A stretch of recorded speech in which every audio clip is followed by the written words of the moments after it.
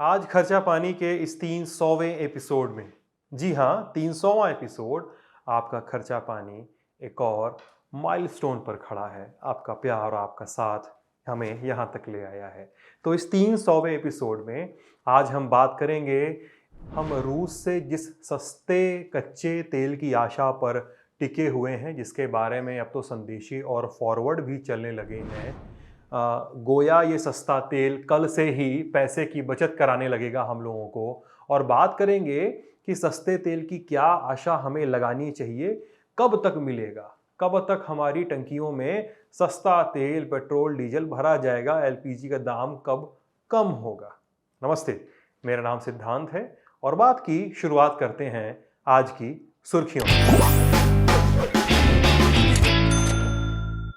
पहली सुर्खी जुड़ी है महंगाई और दामों में बढ़ोतरी को लेकर। आज देश में पेट्रोल और डीजल के दाम में बढ़ोतरी तो नहीं हुई, लेकिन कुछ और चीज़ों के दामों में बढ़ोतरी हुई है। दाम बढ़े हैं कमर्शियल गैस सिलेंडर के। जो वो नीला वाला आता है ना 19 किलो का, उसका दाम 250 रुपये प्रति सिलेंडर बढ़ा है। माना जा सकता है कि आगे आने वाले समय में बाजार में खाना या मिठाई खरीदना जैसे काम थोड़े और महंगे हो सकते हैं।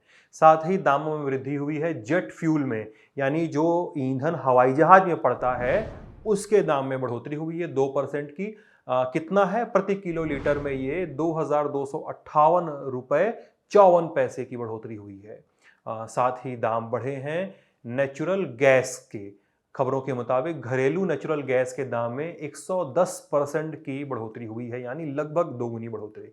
अब इस बढ़ोतरी के साथ कयास ये लगाए जा रहे हैं कि हवाई यात्रा तो महंगी होगी, कुछ ही दिनों में गाड़ियों में पड़ने वाली सीएनजी और घरों में आने वाली पीएनजी के दाम में बढ़ोतरी हो सकती है। दूसरी सुर्खी पे चलते हैं। दूसरी सुर्खी जुड़ी हुई है जियो को हुए घाटे से। जियो ने अपने ग्राहक गंवा दिए हैं और औने पौने ग्राहक नहीं गंवाए, लगभग 90 लाख ग्राहक गंवाए हैं, और वो भी बस जनवरी 2022 के महीने में। इस खबर के साथ एक और पेग नत्थी है कि ग्राहकों की ये बड़ी संख्या कहीं और नहीं गई, मतलब लगभग इतने मोबाइल कनेक्शन बंद हो गए। भास्कर में छपी रिपोर्ट के मुताबिक केवल एयरटेल के ग्राहकों में बढ़ोतरी हुई है, लेकिन मामूली सी बढ़ोतरी 0.2% की। लेकिन जियो का ये नुकसान पहली बार नहीं है। इसके पहले खबरें बताती हैं कि दिसंबर 2021 के महीने में जियो ने लगभग 1,30,00,000 ग्राहक गंवाए थे। और तीसरी सुर्खी पे चलते हैं, जो आईटीआर से, इनकम टैक्स रिटर्न से जुड़ी हुई है। आयकर विभाग ने वित्त वर्ष 2021-22 का आयकर रिटर्न भरने के लिए फॉर्म जारी कर दिया है। इनमें टैक्स पेयर से विदेशी सेवानिवृत्ति लाभ खातों, यानी ओवरसीज रिटायरमेंट बेनिफिट्स अकाउंट्स से होने वाली आय की जानकारी मांगी गई है। केंद्रीय प्रत्यक्ष कर बोर्ड यानी सीबीडीटी ने आयकर रिटर्न फॉर्म 1 से लेकर 5, 6 तक को अधिसूचित किया है। कौन कौन क्या क्या भरेगा? आईटीआर फॉर्म 1, जिसको सहज कहते हैं, 50 लाख रुपए तक की आय वाले वो लोग भर सकते हैं जो एक मकान अन्य स्रोतों से आय प्राप्त करते हैं। आईटीआर 2 उनके लिए है जो सैलरी पाते हैं लेकिन बिजनेस को छोड़कर किसी और स्रोत से भी पैसा कमाते हैं। आईटीआर 3 ये फॉर्म उनके लिए है जो बिजनेस चलाते हैं। आईटीआर 4 बड़े बिजनेस चलाने वाले लोगों के लिए है जो अपने बिजनेस के टर्नओवर का एक निश्चित आंकड़ा इस फॉर्म में दे सकते हैं। आईटीआर 5 उनके लिए है जो पार्टनरशिप में चल रही फर्म से पैसे कमा रहे हैं। आईटीआर 6 ये उन कंपनियों के लिए है जो सेक्शन 2 से अलग किसी सेक्शन में दर्ज है।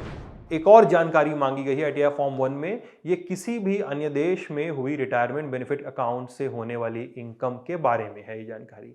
और साथ ही ये भी कि यदि उस देश में आईटी कानून की धारा 89A के तहत रिटायरमेंट बेनिफिट अकाउंट मेंटेन किया गया था या नहीं, इसकी भी जानकारी। इस पर धारा 89A के तहत छूट पाने का भी प्रावधान है। ये हो गई सुर्खियां, और सुर्खियों के बाद चलते हैं हम अपनी बड़ी खबर की ओर। बड़ी लीड टीजर एपिसोड की शुरुआत में ही दे दिया था। बात है तेल की। कमोबेश 80 पैसे लगभग प्रतिदिन, कुछ एक दिन छोड़ दे, जैसे आज का ही दिन छोड़ दे, के हिसाब से बढ़त हो रही है पेट्रोल डीजल के दामों में। ऐसे में बात हो रही है रूसी तेल की, और इस तेल के ऊपर भारत और यूनाइटेड किंगडम के बीच थोड़ी सी बहसबाजी कल देखने को मिली। भारत की तरफ से थे विदेश मंत्री एस जयशंकर और यूके की ओर से थी ब्रिटिश विदेश विदेश सचिव लिज ट्रस। दिन 31 मार्च का था, यानी वही दिन जिस दिन रूसी विदेश सचिव सेर्गेई लावरोव भारत में मौजूद थे। खबरों के मुताबिक रूस भारत को सस्ती दरों पर कच्चा तेल देने को तैयार हो गया है, वो दर जो यूक्रेन युद्ध के पहले तक थी। और ये रेट कितना हो सकता है इतना नहीं पता है, लेकिन जो कयास लगाए जा रहे हैं और जो खबरें चल रही हैं, कहा जा रहा है कि रूस से भारत को जो कच्चा तेल मिलेगा वो अंतर्राष्ट्रीय दरों के मुकाबले लगभग $35 प्रति बैरल, यानी लगभग 2660 रुपए, मोटा मोटी हिसाब 2660 रुपए पर बैरल तक सस्ता हो सकता है। यानी इतने पैसे की गिरावट होगी अंतर्राष्ट्रीय दरों के मुकाबले। अब अगर ऐसा हुआ तो कच्ची तेल की कीमतों में हुई गिरावट के चलते पेट्रोल, डीजल और एलपीजी के खुदरा दामों में भी कमी होने की संभावना है। लेकिन अभी रुक जाइए, इस कमी कब होगी वो बताएंगे। अब भारत के लिए राह लेकिन इतनी आसान है नहीं। इस पूरी कवायद में यूके ने अड़ंगा लगाया हुआ है। क्या अड़ंगा? कच्चे तेल पर। जब 31 मार्च को लिज ट्रस और एस जयशंकर के बीच बातचीत हो रही थी, तो लिज ट्रस ने इस बातचीत में कहा था कि हम ये साफ करना चाहते हैं कि साल के आखिर तक हम रूस के तेल पर अपनी निर्भरता खत्म करेंगे। भारत एक संप्रभु देश है, हम भारत को ये नहीं बताने जाएंगे कि वो क्या करे। मैंने जो कहा है कि यूके की सरकार के सदस्य के रूप में कहा है, जिसने बुदापेस्ट मेमोरेंडम पर साइन किए हैं, और सरकार का सदस्य होने के नाते मैं कहना चाहूंगी जितना हो सके उतना अधिक हमें यूक्रेन के लोगों की मदद करनी चाहिए। इस पर भारत के विदेश मंत्री एस जयशंकर ने जवाब दिया कि इस मार्च महीने में ही यूरोप ने फरवरी के मुकाबले रूस से 15% ज्यादा तेल और गैस की खरीद की थी। हमारी बात है तो हम अपनी एनर्जी सप्लाई का अधिकतम मिडिल ईस्ट से खरीदते हैं, 7.5 से 8% अमेरिका से, और 1% से भी कम हम खरीदते हैं रूस से। एस जयशंकर ने इसके आगे जो कहा है वो सुनिए। कहा कि जब तेल के दाम ऊपर जाते हैं तो ये देशों के लिए प्राकृतिक है कि वो मार्केट में जाएं और ये देखें कि उनके लिए कौन सा सौदा अच्छा है। लेकिन मुझे ये भी लगता है कि अगर हम 2-3 महीने रुके तो हमें पता चलेगा कि रूसी गैस और तेल के सबसे बड़े ग्राहक कौन से हैं। मेरा संदेह है कि जो लिस्ट पहले होती थी उस लिस्ट में बहुत अंतर नहीं होगा। हम टॉप 10 खरीदारों में भी शामिल नहीं होंगे, ये एस जयशंकर ने कहा। अब इंडियन एक्सप्रेस की खबर की माने तो इस पूरी बातचीत में कहीं भी एस जयशंकर ने रूस का जिक्र नहीं किया। बहरहाल अब सवाल उठता है कि भारत की इस पूरी जुगत को कैसे समझा जाए। क्या भारत को रूस से सस्ता तेल मिलने के बाद भारत में तेल के दाम कम हो जाएंगे, और भारत को रूस से जो तेल मिलने जा रहा है या जिसके कयास लगाए जा रहे हैं वो भी इतनी सस्ती दर पर, उसका कारण क्या है?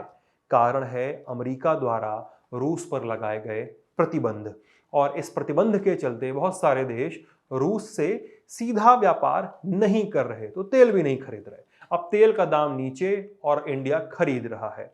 खबरों के मुताबिक रूस चाह रहा है कि इंडिया रूस से सीधे 15 मिलियन बैरल कच्चा तेल एक बार में खरीदे, पहली ही बार में खरीदे।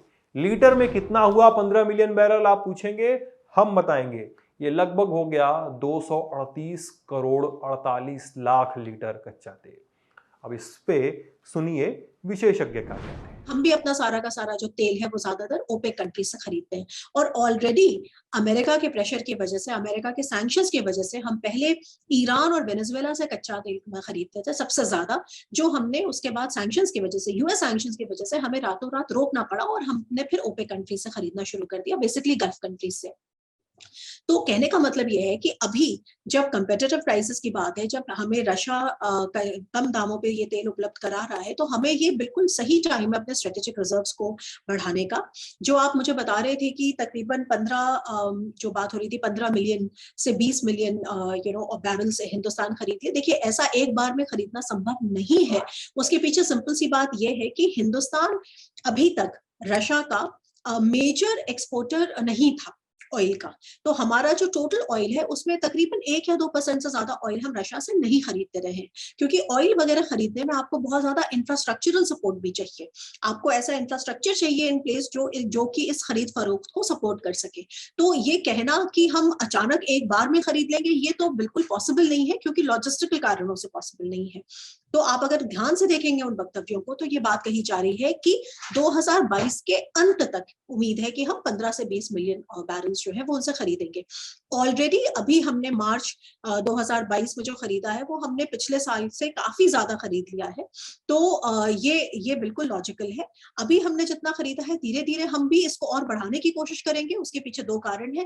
पहला कारण ये है कि अभी जो अगर आपने डेप्यूटी एनएसए का स्टेटमेंट देखा तो उन्होंने कहा कि हिंदुस्तान को नहीं खरीदना चाहिए और हिंदुस्तान को बेसिकली नहीं खरीदना चाहिए क्योंकि सैंक्शंस लगे हुए हैं और आगे सैंक्शंस लग सकते हैं। देखिए फिलहाल तो कोई सैंक्शंस नहीं लगे हुए हैं जहां तक कि फॉसिल फ्यूल ट्रेड की बात है। क्योंकि सबसे बड़ा जो रशिया का कस्टमर है वो खुद यूरोप है और रशिया का 75% से ज्यादा जो तेल और ऑयल है वो अकेले यूरोप को जाता है, यूरोपियन कंट्रीज को जाता है। तो उनको उनके ऊपर सैंक्शंस नहीं लगे हुए हैं। ये जो सैंक्शंस है केवल यूएस ने लगाए हैं और ये एक तरह की प्रेशर टैक्टिक जरूर है कि वो कह रहे हैं हिंदुस्तान से कि आप इनकरेज मत करिए रूस का तेल खरीद के। और उस स्टेटमेंट में भी दो तरह की बातें हैं। एक जगह उन्होंने कहा कि आप तेल मत खरीदिए और अगर आप तेल खरीद रहे हो उसमें प्रॉब्लम नहीं है, लेकिन अगर आप इसको बहुत ज्यादा शार्प एस्केलेशन करेंगे अपने इंपोर्ट्स में तो शायद सैंक्शंस लग जाएं। तो ये भी एक तरह की वार्निंग मैं कहूंगी, एक तरह के इसको फेस वैल्यू पे ही से ज्यादा नहीं लेना चाहिए क्योंकि सच ये है कि जब तक यूरोप इतना ज्यादा तेल खरीद रहा है रशिया से तब तक यूएस और कहीं पे कंट्रोल करने का तो कोई सवाल ऐसा नहीं होता। हाँ ये जरूर है कि आगे फ्यूचर में कोई सैंक्शंस हो सकता है लग जाए तो उन सैंक्शंस के इंपैक्ट को सर्कमवेंट करने के लिए हम अभी ही अपने ऑयल रिजर्व्स को ज्यादा से ज्यादा कोशिश कर रहे हैं कि हम इंपोर्ट कर सकें। तो क्या इतना तेल, कितना तेल है ये तो हमने बता दिया, आपने भी जान लिया। और क्या इतना सस्ता तेल हमारे काम का होगा? हम लोगों को पेट्रोल पंप पर सस्ता तेल मिलेगा, कब से मिलेगा? या एक कच्चा तेल भारत के स्ट्रेटेजिक रिजर्व में जा रहा है जहां पर युद्ध के लिए और तमाम आपदाओं के लिए, आपातकालों के लिए एक रिजर्व बना के रखा गया है कि बाहर से तेल ना आ पाए तो हम अपने रिजर्व में से खर्च करें। इसलिए फौरी तौर पर फायदा नहीं होगा। सुनिए स्वस्ति राव इस पर क्या कहती हैं। इसमें ये एक बड़ी ऐसी कैलकुलेशन करना कि अब हमने इतना सारा तेल रशिया से खरीदा है तो फॉरेन का फॉरेन इंडियन कंज्यूमर्स के पास जो है वो पेट्रोल या एलपीजी और ये सब सस्ता होने वाला है, नहीं ऐसा नहीं होता है। हम बेसिकली अपने स्ट्रेटेजिक रिजर्व्स को बना रहे हैं, कच्चा तेल हम मंगा रहे हैं और उस कच्चे तेल के से फिर बहुत सारे बाय प्रोडक्ट्स निकलते हैं। तो ये काफी ये मतलब फ्यूचरिस्टिक है बेसिकली। अगर मैं इसको शॉर्ट में आपसे कहूँ तो ये जो डिसीजन इंडिया का है अपने स्ट्रेटेजिक रिजर्व्स को बिल्ड करना, ये फ्यूचरिस्टिक डिसीजन है क्योंकि इंडिया और सारे कंट्रीज ऐसा करते हैं। सारे कंट्रीज अपने स्ट्रेटेजिक रिजर्व्स को पहले बिल्ड करते हैं और ये हम इमरजेंसी में हम इनके ऊपर रिलाई करते हैं। और जितना ज्यादा वोलेटाइल होता है कच्चे तेल का मार्केट तो उस वोलेटिलिटी से अपने आप को एक तरह से कुशन प्रोवाइड करने के लिए हम ऐसी चीजें करते हैं। तो उसमें ये कहना कि फॉरेन का फॉरेन इससे असर पड़ेगा ये बात नहीं है। हाँ लेकिन ये जरूर है कि देखिए इससे कहीं ना कहीं ये भी समझना चाहिए कि बेसिकली अगर पूरी दुनिया में अगर ऑयल की प्राइसेस थोड़ी स्थिर होंगी और वोलेटिलिटी थोड़ी कम होगी तो इसका असर इन जनरल ग्लोबल प्राइसेस पे जरूर देखने को मिलेगा। लेकिन इसके बीच में इतना सीधा कोरिलेशन भी नहीं है जो यहाँ पे मेरा ख्याल है जैसे सोशल मीडिया पे सजेस्ट किया जा रहा है कि बस अब हमारा पेट्रोल सस्ता होने वाला है। नहीं ऐसा तो नहीं है। अभी मुझे लगता है कि हमारे लिए मुश्किलें वैसी ही है। इसके साथ ये बात भी नथी है कि क्या भारत की इस वैश्विक ग्लोबल फ्लेक्सिंग का भारत के नागरिकों को कोई लाभ नहीं मिलने वाला है? क्या सुबह उठकर पेट्रोल डीजल पर कुछ पैसों की वृद्धि देखना एक नया नॉर्मल है या कुछ मुमकिन भी है? सुनिए विशेषज्ञ क्या कहते हैं। पहली बात तो ये है कि तेल की कीमत ऑलरेडी बढ़ गई है, पहले ही से बढ़ गई है जब से जंग शुरू हुई। और दूसरी बात ये भी है कि रशिया से अगर तेल आएगा तो सस्ते दाम पे आएगा और जिसके अंदर ट्रेड में डॉलर का इन्वॉल्वमेंट भी नहीं होगा, डायरेक्ट रूबल ट्रेड होगा। अगर जंग के चलते हुए तेल की कीमत लगातार बढ़ रही है, अगर ये जंग आगे बढ़ती है तो उनको तैयार रहना चाहिए, कीमत और ज्यादा बढ़ सकती है, $15-20, $150 भी पहुंच सकती है। सैंक्शंस जो लगाए जाते हैं मैं समझता हूं तो उससे पूरी दुनिया को नुकसान हो रहा है, ग्लोबल इकोनॉमी को नुकसान हो रहा है। भारत की जो इकोनॉमी है वो काफी ग्रोइंग इकोनॉमी है और एक फास्टेस्ट ग्रोइंग इकोनॉमी थी, उसके इकोनॉमिक ग्रोथ पे भी काफी असर हो रहा है। ऑलरेडी $23 बिलियन का लॉस हो चुका है भारत को इसमें, और देखा जाए आने वाले समय में कितना होगा इसका अंदाजा लगाना मुश्किल है। तो बात साफ है गुरु कि दिल्ली अभी दूर है, बहुत कम मौके हैं कि जब महंगाई रोल बैक की जा सकती हो। महंगाई एक नॉर्म की तरह सामने आती है और आती है तो रह जाती है अक्सर। ऐसे में बहुत सारे मनूवर्स अपनाने होते हैं जीवन जीने के। जीवन कैसे जिया जाए जब इतना महंगा है सब कुछ, तो सब कुछ चलता रहेगा, लेकिन मोबाइल पर जब मैसेज आए ना गुरु, या सोशल मीडिया पर कोई लिखे कि रूस से सस्ता तेल आ गया, अब तो दिक्कत नहीं होगी, दुनिया भर में महंगाई अपने यहाँ नहीं होगी, तो इस जानकारी को एक चुटकी नमक के साथ एब्जॉर्ब करना है अपने को, क्योंकि मामला इतना सीधा सा नहीं है। और सीधा सा नहीं है, इस मामले में थोड़े से और पेच हैं और परतें हैं, वो सब जुड़ता रहेगा। अब ये था खर्चा पानी का 300वां एपिसोड आप सभी के लिए। इस सफ़र पर आप सभी को बधाई। आप सबका प्यार, शिकायतें, आलोचना और सुझावों से ये शो सिंचता है, जैसे लल्लन टॉप सिंचता है, जैसे हम सब सिंचते हैं। आप सभी के लिए कमेंट बॉक्स ओपन है, सब कुछ लिख भेजिए। आपकी शिकायत, आपका प्यार, आपके सुझाव, आपका गुस्सा, वो भी सधे हुए शब्दों में लिख भेजिए। आप सभी का शुक्रिया। कैमरे के पीछे थे बाल मुकुंद, आप लल्लन टॉप देख रहे थे। Thank you. जब निहंग सिंह घोड़े के ऊपर सवारी करते हैं तो फिर वो मन के ऐसे आता है भी हम भी ये बाना पहने, सभी ऐसे लगता है भी जैसे ये बाने का हाड़ आ गया है।